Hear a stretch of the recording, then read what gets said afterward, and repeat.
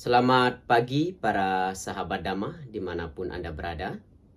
Semoga Anda senantiasa selalu diberkahi kesehatan, kebahagiaan, dan kesejahteraan.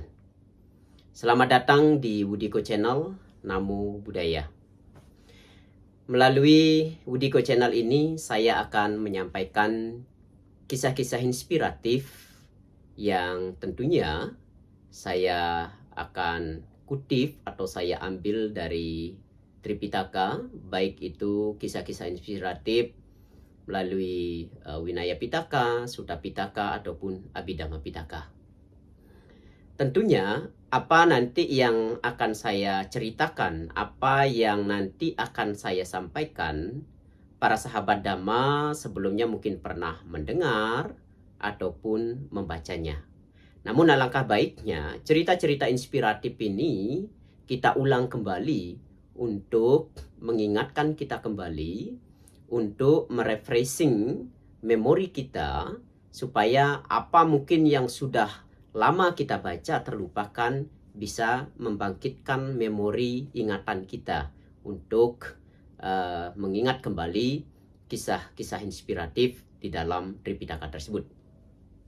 Dan juga dikatakan di dalam Dhamma, dengan sering mengulang atau mendengarkan Dhamma, mereka yang tidak mengerti akan menjadi mengerti, mereka yang sudah mengerti akan menjadi lebih paham dan timbul keyakinan terhadap ajaran Buddha menjadi lebih kuat kembali.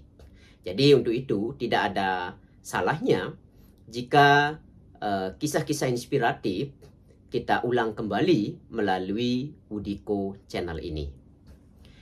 Para sahabat Dhamma dimanapun Anda berada, saya berharap melalui penyampaian kisah-kisah inspiratif ini bisa memberikan kita cara berpikir atau cara pandang yang baru di dalam memaknai dan memahami kehidupan ini.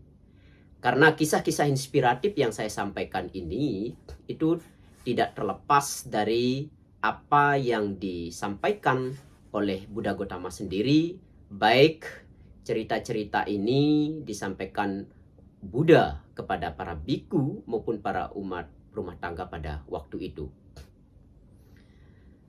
Dan melalui kisah-kisah inspiratif ini nanti diharapkan khususnya bagi para pendengar ya bisa mengambil makna yang terkandung di dalam cerita ini, dan mungkin apa yang saya sampaikan dalam kisah-kisah inspiratif nanti itu pernah Anda alami ataupun belum pernah Anda alami, tapi diharapkan dengan cerita-cerita inspiratif ini bisa memberikan pencerahan bagi para pendengarnya. Dan nanti dalam menyampaikan atau menceritakan kisah-kisah inspiratif ini, saya lebih banyak dan awal itu saya akan menyampaikan kisah-kisah Dhammapada atau Dhammapada Atthakatha, bukunya ini ya.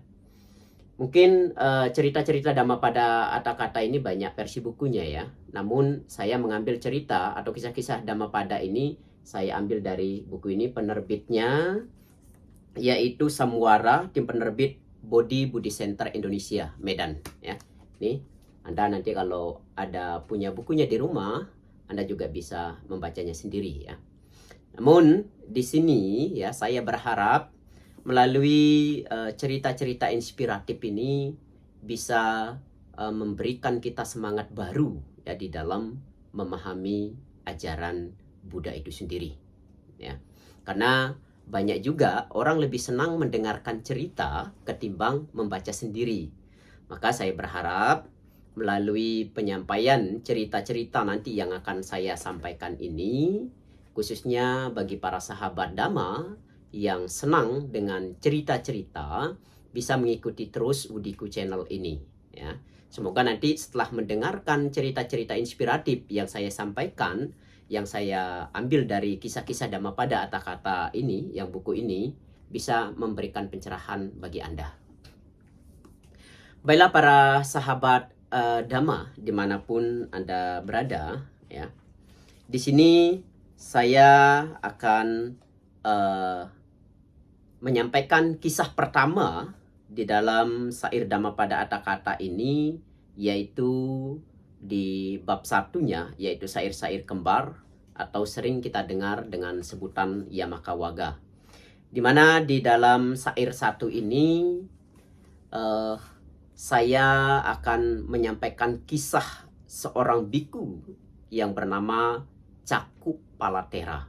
Ya, jadi ikuti terus, simak dengan baik, dengarkan dengan seksama, sehingga nanti melalui cerita yang Anda dengarkan ini diharapkan Anda bisa memahami cerita ini dan bisa memiliki ucapan, pikiran, dan tindakan yang baik di dalam menjalani kehidupan ini.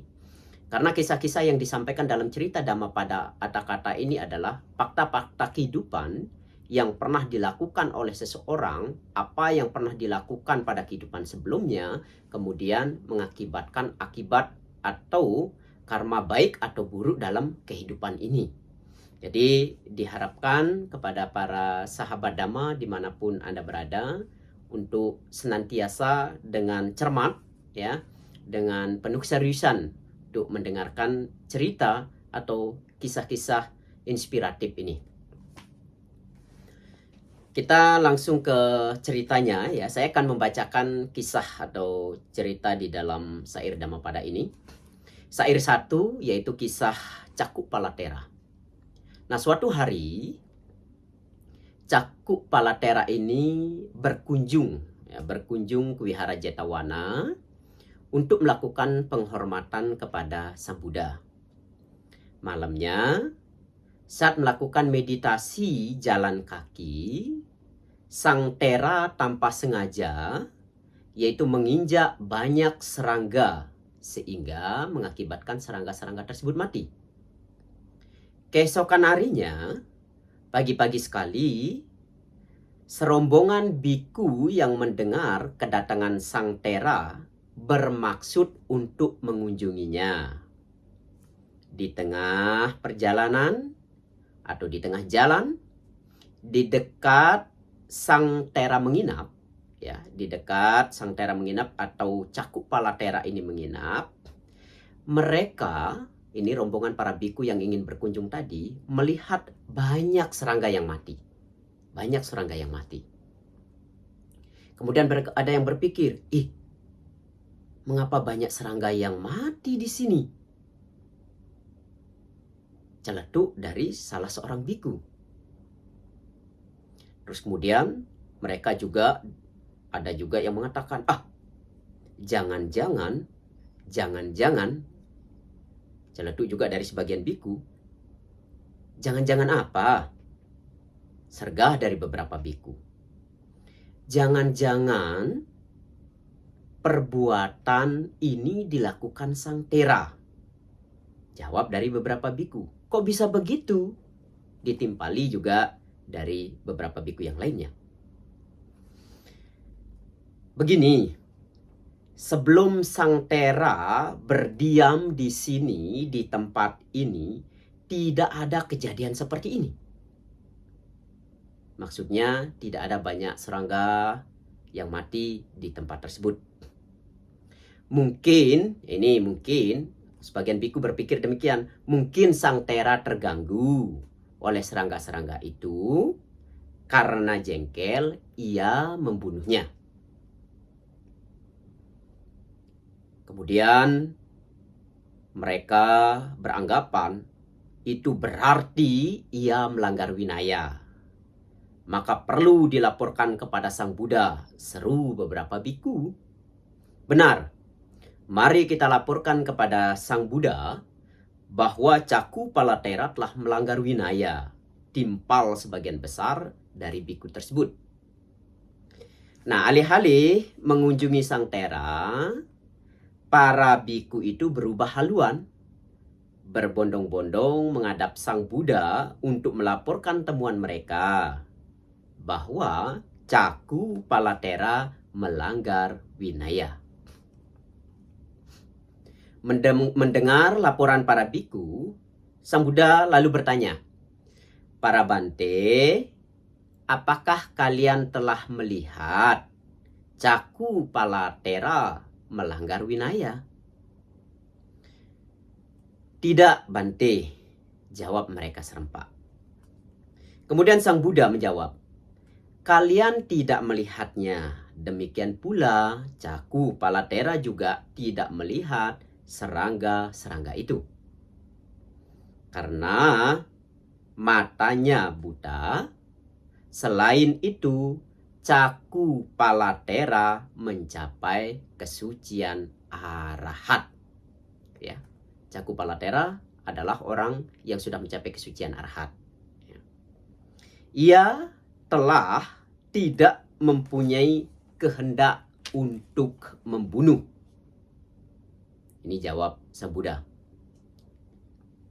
Lalu, dari beberapa biku yang melakukan tersebut, timbul pertanyaan kembali, bertanya kepada Buddha, bagaimana seorang yang telah mencapai arahat tetapi matanya buta? Tanya dari berapa biku yang hadir yang melaporkan kejadian tersebut kepada Buddha. Maka Sang Buddha menceritakan kisah di bawah ini. Nah, ini awal kisahnya, bagaimana seorang biku yang bernama Caku Palatera ini mengalami kebutaan, padahal beliau adalah orang sudah mencapai tingkat kesucian arahat. Saya akan membacakan kisahnya, ya. Di mana pada kehidupan lampau, Caku Pala pernah terlahir sebagai seorang tabib, ya. Pernah terlahir sebagai seorang tabib yang cukup pandai, yang cukup handal, yang cukup mumpuni. Suatu ketika datang seorang wanita miskin. Orang tua miskin ini meminta tolong kepada Caku Palatera untuk menyembuhkan penyakit matanya. Karena miskin, si ibu tua ini sambil memohon, "Sembuhkanlah penyakit mata saya ini. Karena miskin, saya tak bisa membayar pertolongan Tuhan dengan uang. Tetapi apabila sembuh, saya berjanji dengan anak-anak saya akan menjadi pembantu Tuhan." Pinta wanita itu. Nah, permintaan itu pun disanggupi oleh sang tabib. Perlahan-lahan, penyakit mata yang parah itu mulai sembuh. Sebaliknya, wanita itu menjadi ketakutan. Apabila penyakit matanya sembuh, ia dan anak-anaknya akan terikat menjadi pembantu tabib itu. Dengan marah-marah, ia berbohong kepada sang tabib bahwa sakit matanya bukannya sembuh, malahan bertambah parah. Ini kepura-puraan dari wanita tua ini. Pura-pura matanya tidak sembuh, tapi dia bilang matanya semakin parah. Nah, setelah diperiksa dengan cermat, sang tabib tahu bahwa wanita miskin itu telah berbohong kepadanya. Nah, sang tabib tahu ini, si wanita ini berbohong kepadanya. Lalu sang tabib itu menjadi tersinggung dan marah. Tetapi tidak memperlihatkan kepada wanita itu. Ekspresi marah dan ketersinggungannya dia tidak tunjukkan kepada wanita tua yang matanya sakit tersebut. Tetapi matanya udah sembuh, dia bilang sakit, tidak bisa sembuh. Ya. "Oh, kalau begitu akan kuganti obatmu," ini kata sang tabib. Ya. Demikian jawabnya. "Nantikan pembalasanku." Nah, ini di dalam batin sang tabib ini sudah sakit hati nih, mengatakan, "Lihat saja nih, saya akan balas perbuatanmu," kata sang tabib. Serunya di dalam hati, ya. Ingat, ini dia menyampaikan dalam batin, tidak diucapkan langsung. Karena kalau diucapkan langsung bisa didengar sama ibu ini, bisa lari dia, nggak mau minum obat ini, nggak mau menggunakan obat yang dikasih sang tabib, ya. Akhirnya wanita itu menjadi buta total karena pembalasan sang tabib. Nah, karena sang tabib ini saking bencinya, ya, jadi membuat benar-benar wanita tua itu dibuat menjadi buta.